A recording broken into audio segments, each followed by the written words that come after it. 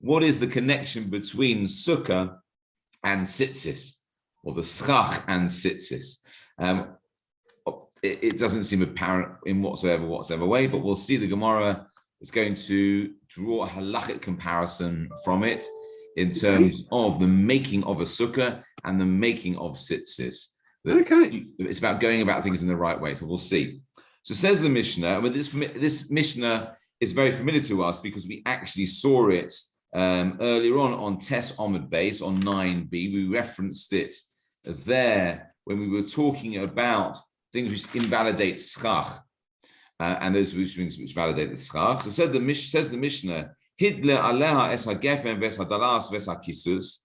If a person was to lift up a grapevine or a good vine or ivy on top of their schach, on top of their sukkah, v'sichech al gaba pasula, and then put schach on it, it's possible. In fact, I was just looking at the Ritva, which just came on. The Ritva says, he says, "Mitakatani hidlev achachach sikech." The fact that the Mishnah says that that you lifted up the vine on top of the sukkah, and then you put schach on it in that order. And what's the issue with this? What's the issue with this vine and the good and the ivy? It's still attached to the ground, and we know that things which are attached to the ground are possible as schach. So you put that on first, and then you realize, hold on a second, it's not quite enough to cover it. I'm going to add a bit of kosher schach to it, mix it all in a little bit. Says the Ritva, the fact that the Mishnah says first you lifted up the vine and the ivy onto it first, and then you put the schach on it.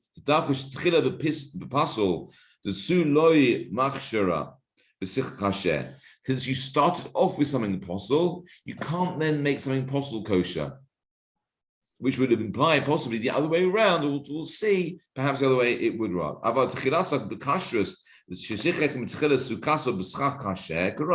However, if you started off in kashrus by putting on it first kosher schach, as you should do, even if you were then to put onto it a non-kosher, a tree which is not kosher for schach, then it would remain kosher. And it wouldn't possible the sukkah on account of it being a sukkah underneath a tree, because you've already got kosher schach on it, and it's really immaterial whether you've now got tree covering on it at all, because the tree is not acting as schach. You've got perfectly valid schach there, as long as the shade is being provided by the kosher schach. We don't really mind whether it's overhung by a tree or not. So that's an interesting deal that the Ritva makes. Let's just carry on in the Mishnah. So the Mishnah says, second line of the Mishnah. And then you put kosher schach on it, it's now possible. However, says the Mishnah, if there is a majority of kosher schach already on it, or shikatasan kashera, or you were to cut, meaning detach the vine, the ivy, and the good vine from its roots, then it's kosher. Says the Mishnah, Ze'aklal, this is general, called Dava Shehu Mekabel Tuma. In fact, here the Mishnah is adding in two new rules in relation to schach. Called Dava Shehu Mekabel Tuma, anything which is susceptible to Tuma, Ve'en Gedule Min Haaretz, and doesn't grow from the ground, Ein Mesachim Boy, you cannot use it for schach. V'chol Dava She'einu Mekabel Tuma, ever anything which is not susceptible to tumah, v'gidule min haaretz, or it grows from the ground, mesachim boy, you can use it for schach. Okay, so a few things there in the Mishnah. So the first bit is quite familiar to us. Let's go back. Let's look at Rashi on the right hand side. Says Rashi, Hidler. Rashi says there's a bit of an old French there. I'm not sure how your old French is. Toralid. I think it means almost like I'm thinking more like trellis, like you've interwoven it a little bit, maybe. Kisum, again in Old French, but we know this is ivy. Nidlek definitely says it rises, grows like a vine. Yeah, as we know that ivy creeps, doesn't it? Like goes up the top like a vine. Pusula, So if you use any of those, if you just spread that over your sukkah, it's possible. Because, as we know, you cannot make schach out of something which is still attached to the ground. To Amamah, as we'll see on Daf Yud Beis Amud Aleph, the Pasuk says, the Gemara is going to derive this from the Pasuk that says, from what's left over on your threshing floor and from your wine press, meaning from the leftovers, the bits which are left behind after having threshed wheat and crushed grapes. That's what the Pasuk is talking about, and we make a connection between that. Then the fact that it then goes on to talk about sukkah. We derive the fact that kosher sukkah is made from those sorts of things, which meaning it has to be detached from the ground, and therefore, said the Mishnah, harbe mehem. If initially there is a majority of kosher schach on there, if you were then to add to it posel schach, muvat limarov, says Rashi, that is cancelled out in a pure majority. As long as there's a majority of kosher schach, it negates the posel schach, and the sukkah remains kosher. That's one way of doing it.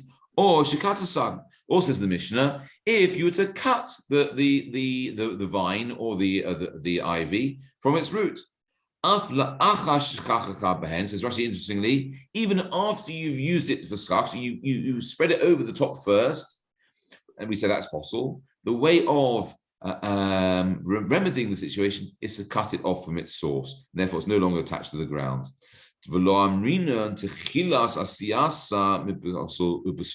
Interesting what she's saying here.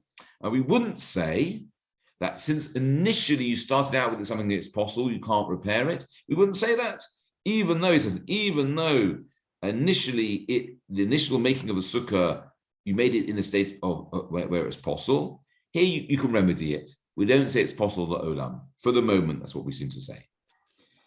The Mishnah went on to say, Ze'aklal, there's a general rule which is two halachas, which is anything which is makabel tumah and doesn't grow from the ground, you can't use from schach. Anything which isn't makabel tumah and does grow from the ground, you can use from schach. Says Rashi, the Gemara Yalefla, the Gemara will derive the reasons, the source for that. What sort of things are we talking about when we say things which don't grow from the ground, which cannot become tamei? Kugon ores behema. For example, animal skins. Animal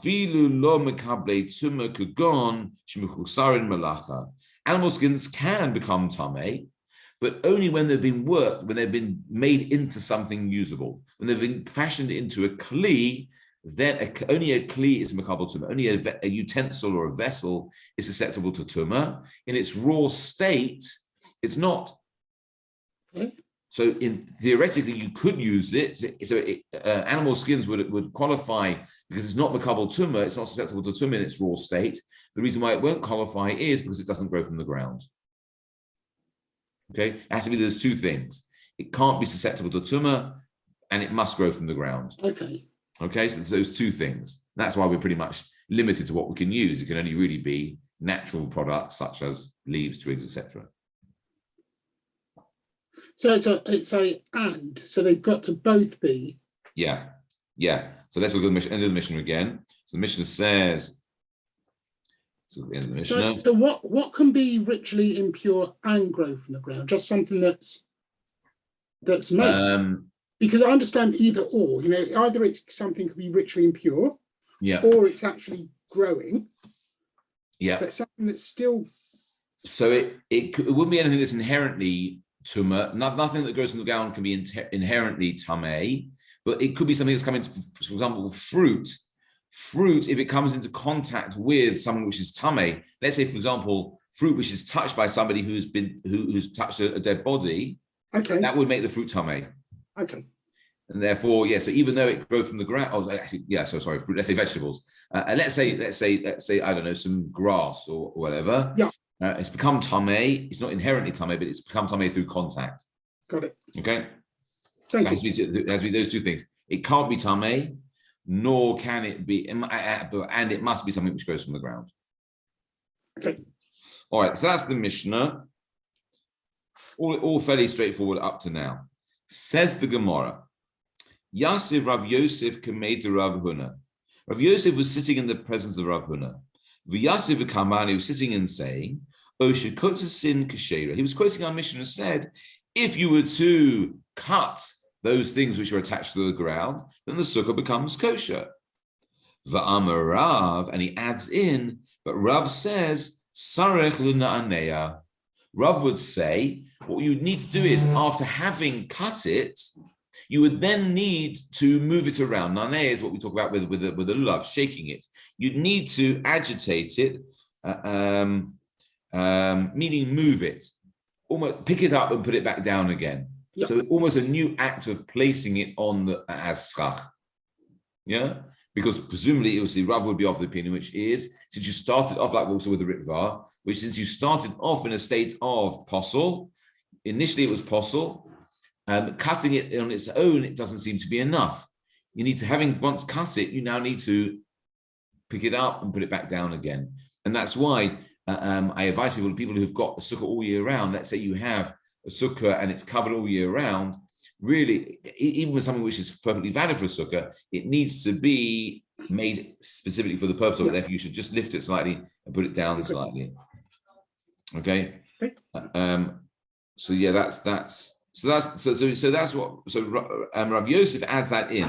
So although the Mishnah only said that you need to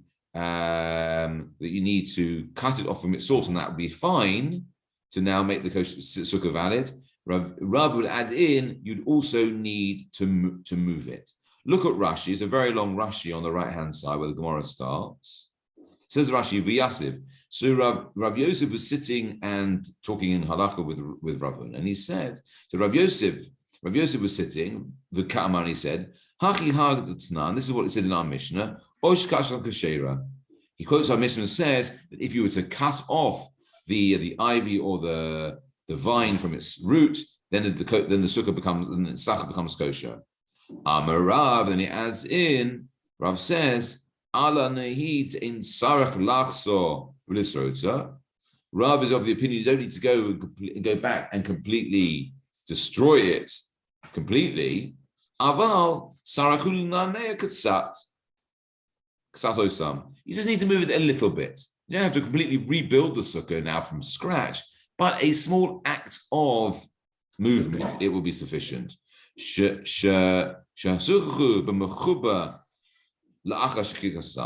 Because you made schach with it for something which was detached, which then subsequently was detached. And now it's as if it's now been made.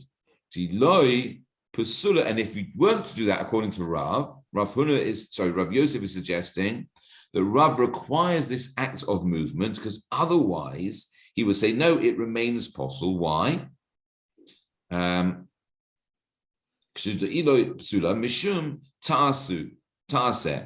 a pasuk that says,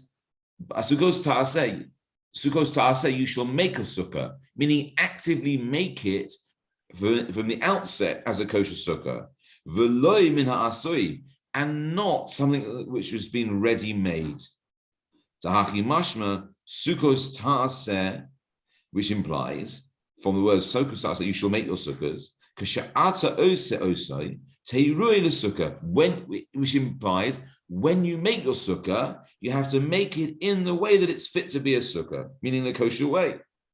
V'lo min ha'asoi, and not from ready-made, meaning to posel in a way that's not fit. She'ein roed a sukkah, but it's not fit to be a sukkah. V'ata metiknu b'tikun muat, and then you come along and make a small remedy to it. Ki hai de machshila b'kasisa, which was what this Mr. Shane you could do here by coming along and just cutting it off from it, detaching it from its source. V'lo hada sasa, and you don't then go and destroy it. Umihu na'anea karav l'sisira, says Rav will be of the opinion, which is moving it is close to destroying and rebuilding. Shemagia kol echad levado, you're picking up each piece of schach on its own. And then you pick up one piece on its own, and put it back down again. You pick up the next piece and put it back down again. You do it every single piece you do that to. So it's almost as in fact, actually, it is as if you're rebuilding it piece by piece. So therefore, it is almost as if you're destroying it. But we don't require you totally to do so. But we do require a certain amount of it. Okay, so that's very straightforward. Rav Yosef qualifies the statement in the Mishnah by saying that Rav will require you to move it around, which implies that Rav is of the opinion which is cutting on its own is not sufficient. That's, we have to keep that in mind. Says the Gemara, end of the third line of the Gemara, Amalei Rav Huna. So Rav Huna says to Rav Yosef, Ha Shmuel Amra, did Shmuel not say this? Meaning you're saying that Rav said this, but perhaps Shmuel said it, not Rav. Rav and Shmuel were famous adversaries. They machlokas between Rav and Shmuel. Yeah. So he's quoting it in the name of Rav. Rav says that this is what you need to do. Says Rav Huna to him, hold on a second, surely didn't Shmuel say this? So says the Gemara, see where the asterisk is. Adarinhu Rav Yosef la'apeh. So Rav Yosef turned his back to Rav Huna and says Rashi in one word, Adarinhu Rav Yosef la'apeh, because he got angry with him. Okay? He got upset with him. It doesn't say why he got upset with him, but he's obviously, in fact, for questioning him and saying, hold on a second, you say it was Rav, I think it was Shmuel. Yeah. So he turned his back on him. So presumably, that's, it still is today, it's kind of displeasure, it's a bit rude. As in Rav Yosef la'apeh, v'amalei, and he says to him, so Rav Yosef says to Rav Huna, Atumi ka'amina lach to lo amra Shmuel, did I say to you that Shmuel didn't say it?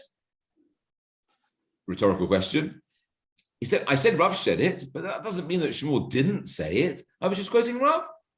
Yeah, I found a quote. It's like you go online and you find a nice quote from someone. Yeah, you can find it many times when people say it, right? You quote one person, doesn't mean you're saying no one else said it or Shmuel disagrees with it. He said, what was it? Shmuel, Amar Rav, for Amar Shmuel. No, Rav said it and Shmuel said it. Happens to be one of the things they agree on. So says the Gemara, Amalei Rav Huna. So Rav Huna says to him, no, this is what I meant to say to you. To Shmuel Amra for Loi Rav. No, what I meant to say wasn't questioning you. Actually, I was disagreeing with you. I wasn't saying, hold on a second, didn't Shmuel say this? What I meant was, no, Shmuel said this and Rav didn't say it. They didn't agree on this. They didn't both say the same thing. In fact, Shmuel was the one who said that cutting is not enough and you need to move it around. Rav didn't say that at all. He was quite happy for it to be just cutting. And says Rav Huna, the Rav Akshuri Makshe. Because Rav actually was the one who said cutting, it makes it kosher. Let's just look at Rashi. Almost parallel with where we are. So we saw Adarinu Rav Yosef la'apeh. So Rav Yosef turned his back, Bakas, says Rashi, in anger. So Rav Huna says to him, no, you're wrong. Rav didn't say that you needed to move the schach once you've cut it. He was Akshurim Machsheh. He said it's perfectly kosher after having cut it. Below Na'anua, without moving it around. To Ksava, Kasisasa, Zohi Gemas Yasa. Because Rav was of the opinion that cutting it is the completion of making it. And that's the final act. Okay, you did it slightly the wrong way around. Really, you should have cut it first and then put it on the other side. Oh, you did it okay. You did it the other way around. You trained your schach up on top of the sukkah while it was still attached, and then when it's in position, you cut it in one go. Yeah, maybe it's more convenient to do it that way. Okay, so it didn't start off in the best way possible, but then you remedied it by cutting it. And that cutting is the final act of you doing so. So in fact, By cutting it, you are creating kosher schach from the outset, says Rav. It's not an issue. Therefore, there's no need to move it once you cut it, because the cutting itself is the act that makes it kosher.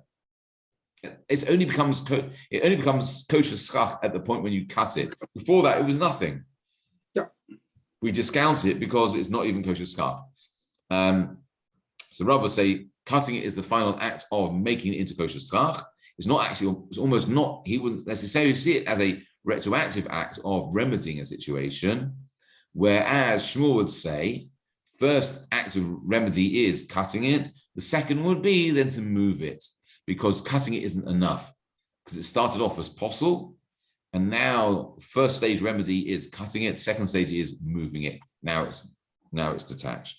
So let's carry it just a little more in the Rashi. So Rashi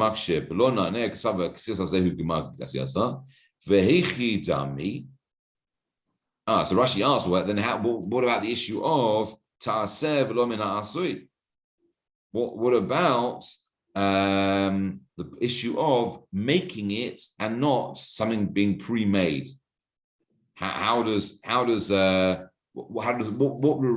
Rav define this concept of ta'aseh v'lo min ha'asui? He clearly doesn't say that's the issue here, because he doesn't have a problem with it. He would say that the cutting of it is the making of it. So what example would Rav answers Rashi to the theoretical question of what example could Rav give of a situation where the sukkah is already made and you're doing nothing materially that actually makes it, and therefore the sukkah is possible. So he brings another example. He says, Kagon hachotet begadish lasos lo sukkah. For example, a person who clears, you've got a haystack, a solid haystack, and a person clears an opening from the bottom of the haystack and goes in. So it creates a void inside the haystack. Yeah. Well, it's got the schach there already. All he's done is he's created the internal space. And that's not normally how you make a sukkah. You create the internal space first, and then you cover it.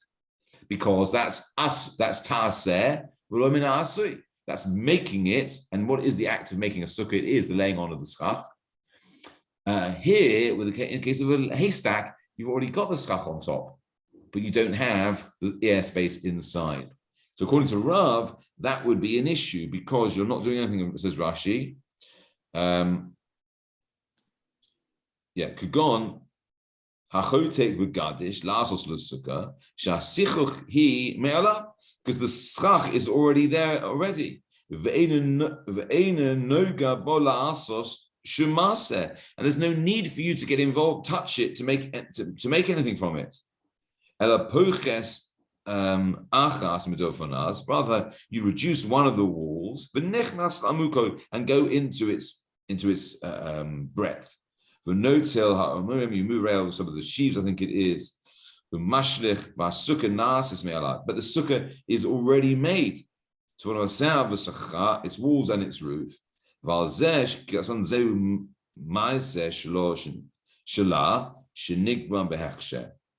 So Rav would say you want to make a distinction between made and ready-made. Made would be the hollowing out of a haystack. Making could be our case. You've spread over the schach, and then the final act is cutting. That's perfectly fine. That's an act of making. So that's how Rav would answer it. Yeah, that's how Rav would give us an example of something which is already made. But for him, cutting the last bit of cutting and detaching the schach is not considered to be a ready-made. It is the making of it. So that's a fundamental difference between Rav and Shmuel.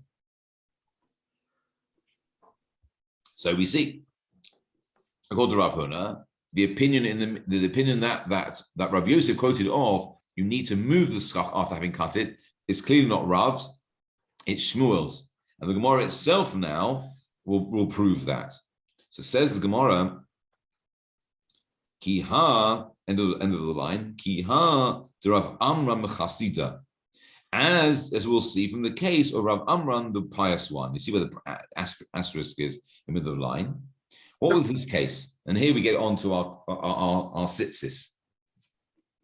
Seamlessly through the tzitzis, we'll see. Says the Gemara, what did Rav Amram the Chasida once did this? Remi tchilasa lepruzma de inshe besa. He once hung tzitzis threads on the cloak, on his wife's cloak. What happened? Says Gemara. Talan v'lo pasak roshe chutzin shalehem. He hung them on the corner of her cloak without cutting the ends of them. Now I was going to get a bit of string to show you. I have a photo in my. Have you got the art scroll? No, I was using the Noah Corentown one. And right, they've got right. I can show you if you're interested, but it's a. Do I get the right one? I see, right. Yeah. I see. Yeah. So you see that. So let me just use a bit of this. Okay. See this, right? So tzitzis can be made from one long strand of tzitzis, right? Yeah. And what you do is you double it over. I'm not going to have enough here to show you, but double it over, then double it over again. And then you cut, right? And then you cut the ends, and obviously you'll have 4 strings. We need 8, but we'll work at 4, right? 8. Okay. He took at one piece of thread, doubled it over again. He then threaded it through the corner of the garment and knotted it, and then realized he hadn't cut it. So what's he done? He's made the tzitzis, but he's made it in a way, he's finished it, but he hasn't done it in a kosher way. Yeah. Okay. So I thought it was that showing, right? So let's look at Rashi. Rashi is the last of the narrow lines on the right-hand side. Remi tchilasa, hitel tzitzis. So he hangs tzitzis. Le pruzma de inshe besa on the cloak of his wife.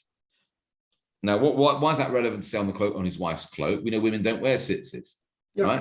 So what's the Gemara doing? It says Rashi, le talis ishtoi onto the cloak, onto his wife's cloak. So kasava, and when we say talis, we don't literally mean the talis that we wear. I mean, we've adopted that word to mean that, but literally it meant in those days, in the Gemara's language, it means a cloak. Why?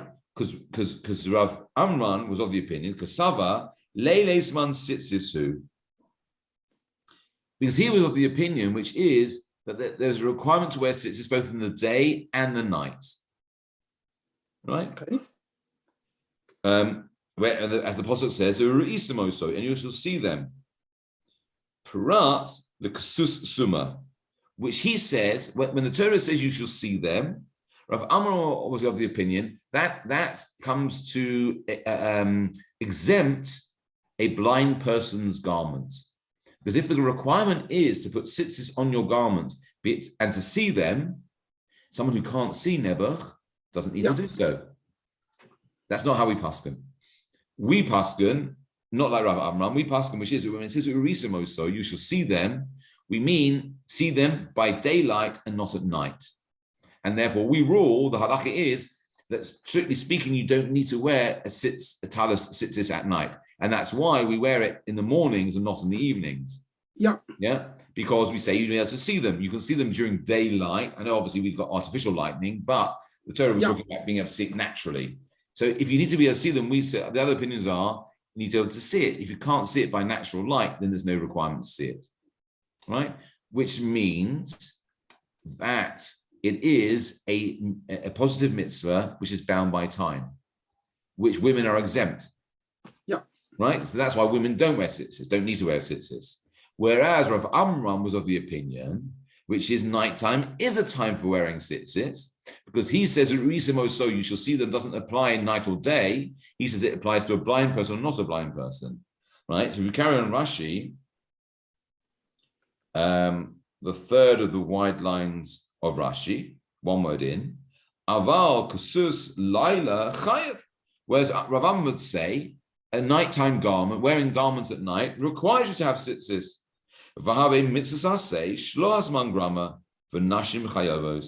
Which would mean that tzitzis are a positive mitzvah, which isn't bound by time, because they have to wear it day and night. And therefore, women are obligated to wear it. And that's why he was attaching tzitzis to his wife's garment. Okay? Very good. Yeah. So that's the background to it. But not only do we not rule like him, but he did it. He was wrong. I mean, obviously this is a sign from heaven, which is you should be doing this anyway, right? So he made a mistake as he was doing it. So what happens? Go back in the Gemara. Oh, sorry. Let's just one more. So let's just look at the. You saw that? Yeah. So the Gemara says, second one line under the asterisk in the middle of the line. So he hanged them through the garment, but didn't cut the ends of them. Says Rashi. So the last of the not half wide lines of Rashi. Yeah. The Talan. L'tzisios bekanfaos hitzlis chut echad. So for the tzitzis of each corner, he hung one thread. Kafel dalad, which he doubled over 4 times. And then he threaded it through the corner of the garment. But it was still one thread, koflo, but just happened to be folded. Varehein shmona kefalim, which is 8 folds. Uposeg rashon shalehen, which we normally would cut the ends of. V'nasin shmona chutzin, and make into 8 strings. Rav Amram shachach v'lo paskan ad she'aseh kol hagedilim, but Rav Amram forgot, and he didn't cut them until after he'd already made all the threads. V'kasharehem, he'd made all the windings and the knots. V'nimsas asun b'pasol, and he found out that he'd done it b'pasol. It's interesting. Rashi says shachach here. Obviously, Rashi's making the point, which is he wasn't of the opinion that this is the correct way of making it. He accepted this was the wrong way of making it. He just forgot why he was doing it. Yeah. Yeah. So he forgot to do it, and he found once he finished, he realized, oy vey, he's now got. They're still all. It's one thread. Yeah. It's folded 8 times, and he only has one thread, and that's why it says Gemara. So he goes and asks the Shaila. So go back in the Gemara. So one word in from the line, he says, "Atal kamei de Rav Chia Ba'ashi." So he went to see Rav Chia Ba'ashi. Amalei hachi amarav.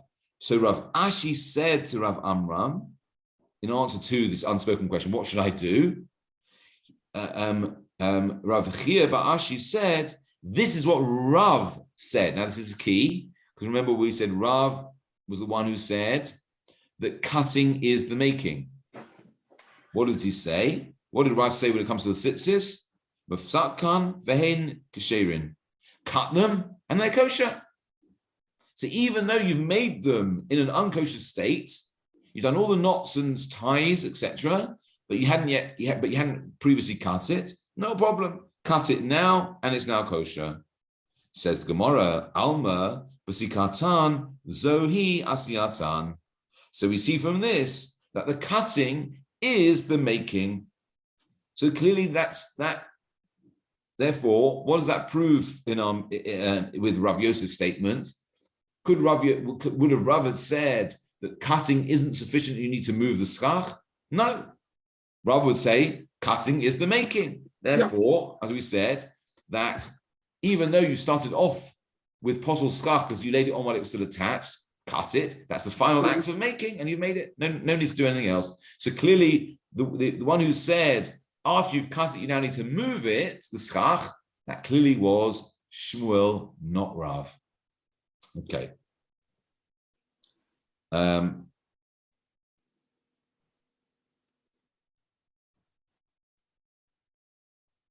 Okay.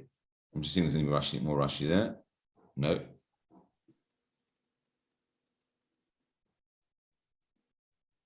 Yeah, it says the Gemara, so it's 5 lines up from the bottom. So clearly, a bit more further up than that. Where are we? I'm B'sikas Zehu Yasir Son. Yeah. 7 lines up, middle of the line. Yep. Says the Gemara, Hachinami, Kasisasan, Zohi Asiasan. So here also, when it comes to the sukkah, cutting the schach is also the making of the schach. Point proved. V'sava Shmuel, Lo Amrinan, Pesikasan, Zohi Asiasan. Gemara asked, does Shmuel not hold that the cutting is its making? Does Shmuel not hold like that? Says the Gemara, V'hatani Shmuel Mishum Rabbi Chia, but surely we learn that Shmuel taught in the name of Rabbi Chia, Hitil l'shnei karanois, v'bas achas, v'achachach pasak rashi chutzin, shalahen kisherin. Hold on a second. We've got a teaching of Shmuel in a similar case. Now, this case is, we know since it's got four corners, right? Yeah. So let's say these are the two corners. You took your one long thread, you doubled it over and doubled it over again, and then you threaded it through both corners in one go. Yeah? Then really what you need to do is cut it down the middle and then cut the ends of the ones you've got. Yeah. Right? But you've threaded it through two corners at once without cutting it. And then says Shmuel, if you first threaded it through two corners, you then cut the ends, he says kosher. Says the Gemara, my love to kosher v'achach posek. Isn't here we're talking about where you've already tied it and then you cut it? Says the Gemara, no. She's a posek v'achach kosher. No, we're talking about where you cut it and afterwards you tied it. He says, hold on a second. So meaning, no, Shmuel doesn't hold that the cutting is the making, because clearly it was cut first and then tied. Yeah, so there's no issue here. When Shmuel says cut it and it's kosher, what he meant was cut it first and then tie it and it will be kosher. The other way around, he wouldn't say it was kosher. So it says, hold on a second. One second. My love, the kosher v'achach says, look. Yeah. Isn't it not? Mike says 3 lines up from Gemara says, my love, the kosher v'achach posek. Isn't it not that he first tied it and then cut it? No. Sheposek v'achach kosher. No, he cut it first and then he tied it. Says Gemara, posek v'achach kosher, my lamemra. But if you're saying that he cut it, that it was cut first, threaded it through, then cut it, then tied it, what's the question? No issue. Once you've cut it, it's all good. It's good to go. So you can't suggest that Shmuel was talking about a situation where he said, cut it first, then tie it, because that's not even a question. Of course that's fine. Why would you even suggest it's not? So it can't be that. So it can't be that. So says the Gemara, Mahu the Tema. So it must be that we say, do we not say, and we could turn over, Inan Knaf B'Shas Batil V'Leika, that since you might have said, what Shmuel was teaching was, our issue is not about which order you do it in. Our issue was threading it through two corners at once in one go. Because, says the Gemara, Ba'inan Knaf B'Shas Basil, we require it to be one corner when you're threading it. V'Leika, and here there wasn't. Yeah, because the Torah says, if you look at Rashi, top left-hand corner, Ba'inan Knaf B'Shas Basil, B'Shah Sheposlo, at the time when you thread it, Shetoleba, when you hang it, Hapasilin, when the threads, Be'inan knaf echad v'lo shnayim. The Torah is why it says that it should be one corner at a time and not two. So since here you might have thought that would postulate, Kamash Malan, Shmuel came along and said, no, just cut it in the middle. So you've got the two corners here. You threaded one thread through before you tied, and then you tied it.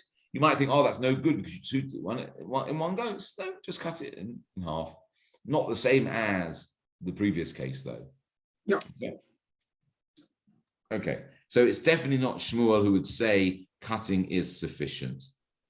Okay, so says the Gemara, end of the top line, Meso. So we still need to now refute Rav, because Rav seems to say that when it comes to tzitzis, that cutting after tying is sufficient.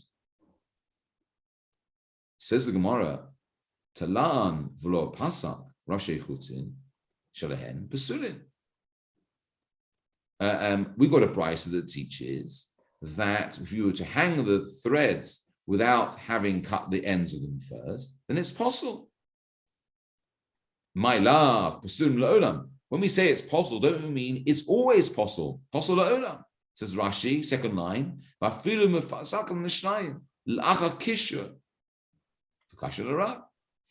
do we mean forever? So even if you now cut the ends of the threads, so you threaded it when it was all doubled over, you then tied it, and then you cut it. We would say that's possible, meaning always possible. Why? Because once you've tied it, coming along and cutting it is no good. And that's going to be a problem for Rav, who says cutting is the making of it. And we pass him quite clearly, no, when we say it's possible, if you threaded it and tied it as one, it's always going to be possible. If you look at Tosfos on the right-hand side, Pesulin la'olam, kullu l'Amorai v'kullu shitasa kishmur. All of the Amoraim, all of the teachers of the Gemara follow the opinion of Shmuel. None of them say that the cutting of it is the making of it. And therefore, when it comes to the sukkah, it would require moving it around, if that's the situation is. And in fact, we pass them like Shmuel, if that's the case. So this is a real problem for Rav. How can you say the cutting is the making of it? Says the Gemara, but so you have to do Rav, middle of the third line. Yeah, it's a refutation of Rav. So Amalacha Rav. So Rav would say to you, he would answer back, my pasuli, what do we mean by apostle? When we say that the tzitzis are apostle, we mean pasulin ad shiv saku. No, it's only apostle until you cut them. You're right, it's possible, but it can be remedied. And the remedy is cutting it. On the previous page.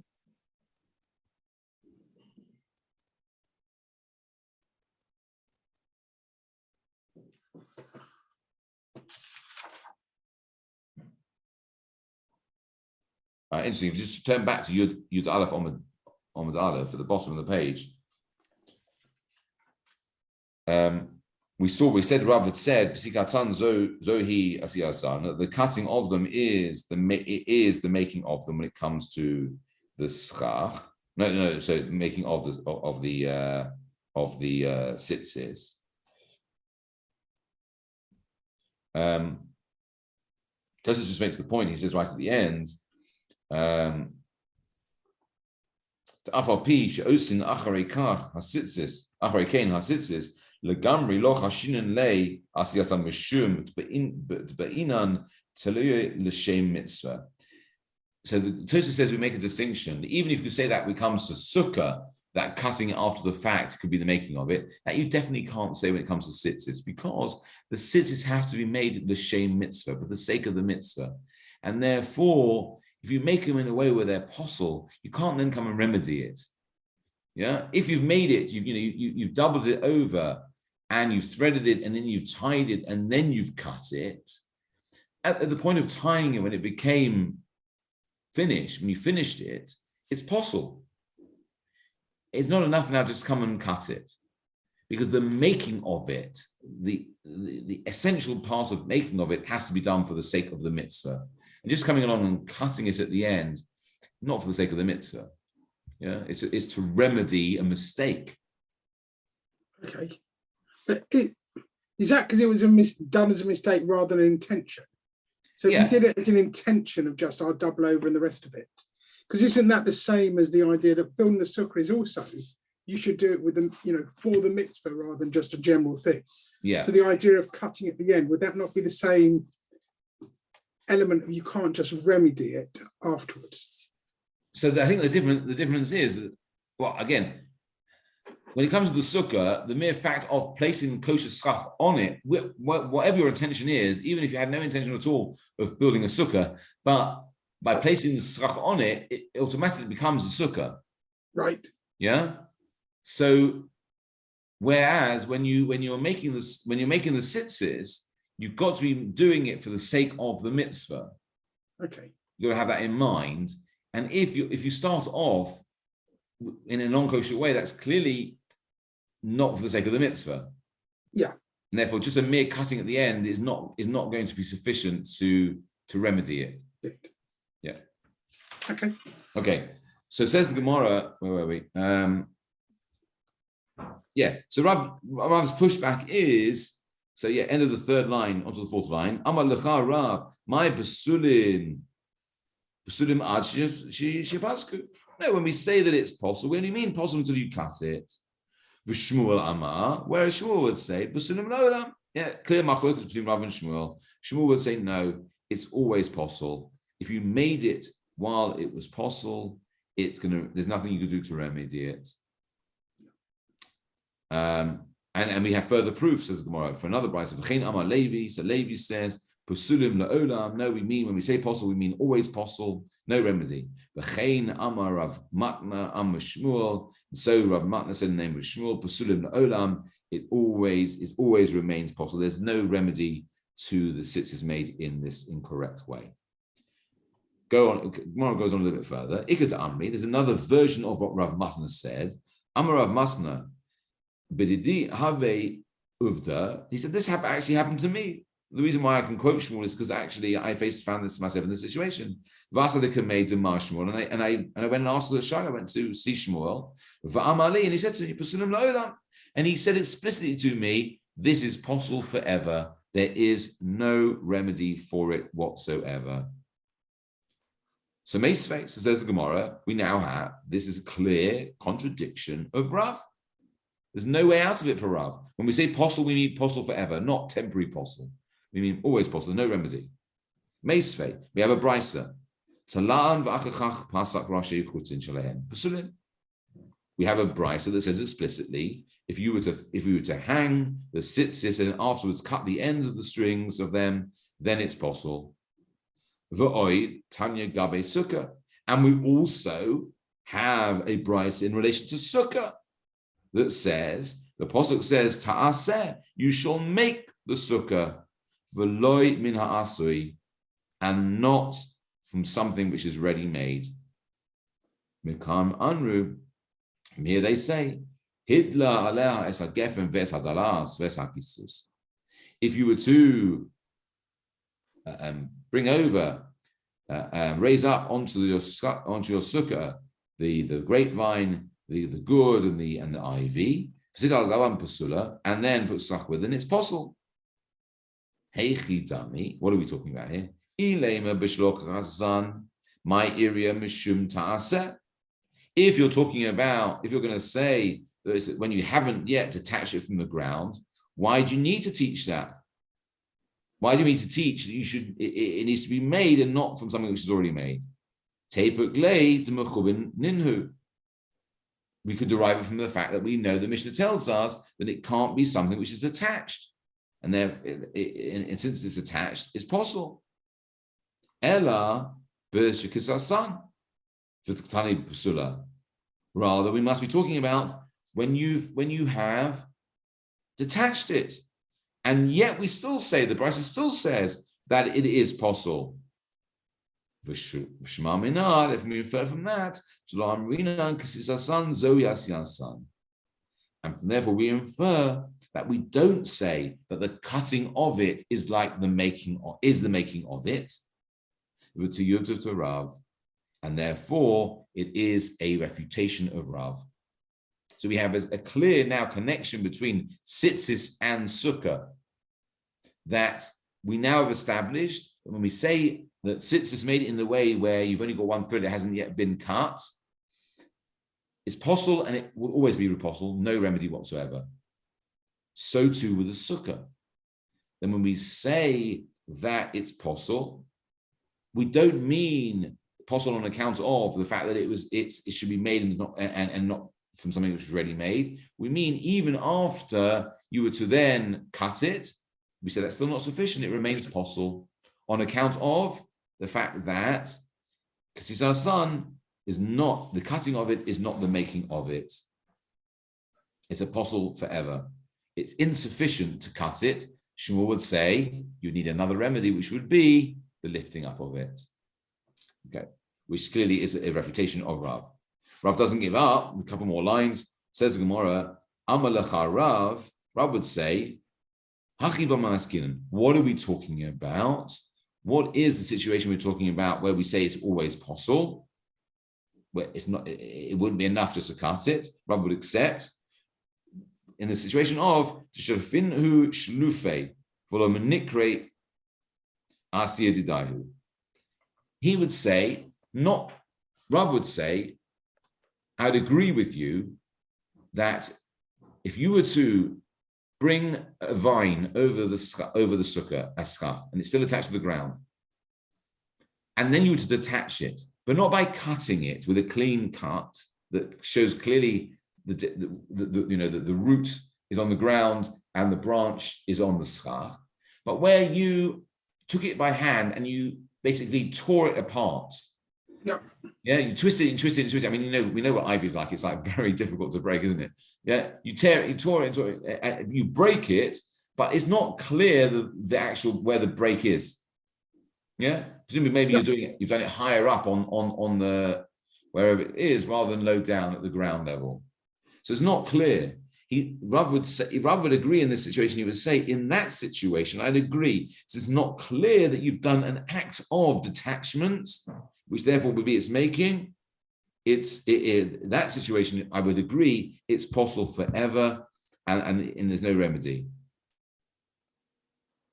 And Rashi just says the same thing as we said. It's not nothing. So that seems to be a good pushback from Rav. Rav would say that when we say possible forever, that's talking about a situation where you started off with it's detached, you detached it by hand, which is not a great a sign of clear signal that it's been detached, and therefore it's not sufficient to be seen as an act of schach. However, says the Gemara, Mikol Makom, nevertheless, Tala'an v'achachach pasak kashel Rav. Okay, so from that you're right, we can't knock out Rav completely. But we've still got the issue of the tzitzis. And when we saw 2 or 3 sources that say explicitly that if you were to make it while it's still in one long thread, doubled over, and then cut it, it's possible forever. There is no remedy. Even a clean cut, a quite clear cut where you can see the individual strands of the tzitzis, we still say it's no good. And that is a kasha l'Rav. Interesting, we toned it down. You'll see the Lashon of Gemara. We go for tiyuvta. Tiyuvta is a very strong refutation. Kasha means it's a difficulty. And the Gemara ends by saying, kasha l'Rav, this is a difficulty for Rav. Kasha, and it remains as a difficulty.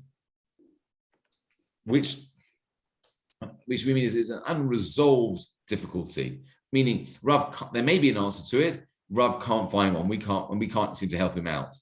Okay, and therefore, as I said earlier, we paskin like Shmuel, which is that cutting when it comes to sukkah is insufficient. There needs to be another act of remedy, which would be the picking it up and putting it down. And Rav can't dissuade us, can't persuade us. It doesn't have any proof to persuade us that cutting is sufficient. Yeah. And that's why it remains as a difficulty for Rav. Okay. So in that situation, is it that Rav presumably never changed his mind, but just... So what then happens is, which is the rules of engagement are, we go according to the majority. Okay. I think that's the point. I think that's the point that Tosfos was making when he said, the top Tosfos in the right hand corner, Kulu Amorai v'Kulu Shitata K'Shmuel. That yes, it does appear to be a one-on-one. Yeah. And it appears like that Shmuel has, or the Gemara on behalf of Shmuel has delivered the knockout blow. but it's not actually one-on-one. You're right. Shmuel is amongst others who were of the opinion of the same opinion as him. Rav had his own opinion. Yeah. He's entitled to that opinion. However, when it comes to Psak Halacha, what do we follow? The rules are the Rabbim Hatos. We go after the majority. Yeah. So Rav is entitled to think Shmuel was wrong, but he's not entitled to go his own way and do his own thing. Yeah. You should really ask him, well, how did Rav Amram then go and put tzitzis on his wife's garments? So we say that's different, because what we're saying is that's not about something being kosher and possible. That's exempt or obligated. Yeah. So a woman could still wear tzitzit today. Yeah. Except you might say whether or not she's wearing man's clothing and the rest of it, I guess. But if she got her dress and decided or whatever, if she had a four-cornered dress, there wouldn't be anything stopping her. Luckily, from putting. I'm conscious of being recorded here, so. If you don't want to go down there far. Theoretically, I may say, but it's not the same between kosher and posel. It's chayav and not chayav. That's the difference. That's why. Although Rav Amram, we don't pass on like Rav Amram, because we do say that tzitzis is a mitzvah shasman grama, a positive mitzvah bound by time, and therefore women are exempt from it. That doesn't stop them. I mean, for example, we have a perfect example of that. Lulav, the mitzvah of lulav is clearly a time-bound mitzvah, and yet women have taken on that mitzvah, and therefore, although they don't necessarily have the same level of obligation as men, they're perfectly entitled to do the mitzvah, and they can even make a bracha on it, because once it becomes widespread amongst people to do this, then it almost becomes a level of obligation for them. Okay.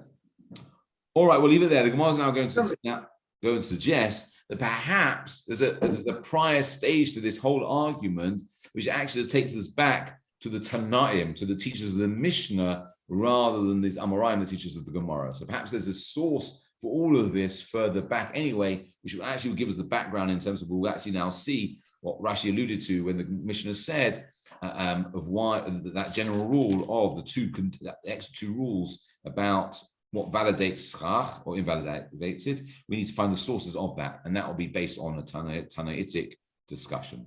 So hopefully next time we'll see that. Lovely.